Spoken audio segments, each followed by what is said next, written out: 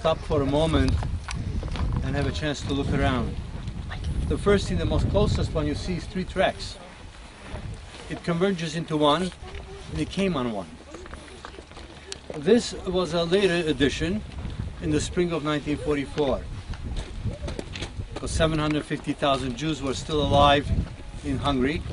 And so the Nazi command decided they need to expedite quickly and efficiently. And so they took the track that came to Auschwitz through that opening, split up into 3, so 3 transports could simultaneously come in here. And this space between them, particularly this space over here, that's the space where life and death decisions were made.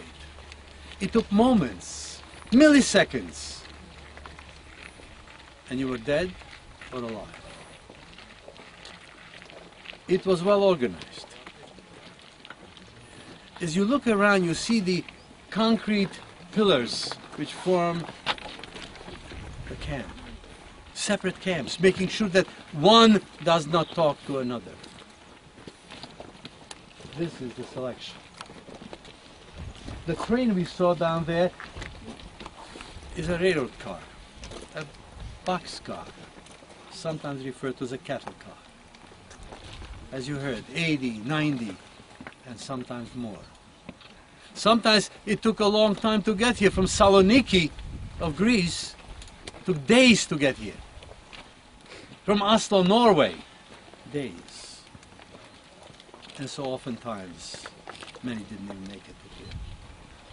But it didn't matter. When we spoke of the appel, the counting, it didn't matter whether they were alive or dead. What was important is the count must be right. No one must be lost in terms of running away. And so this is Auschwitz. Look at the enormity of this. 40 square kilometers. All an efficient death machine. Why do I ask myself and all of you to remember?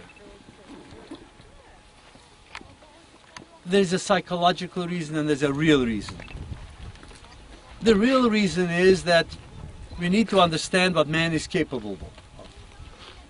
It is sometimes referred to as unique, unprecedented, the Holocaust.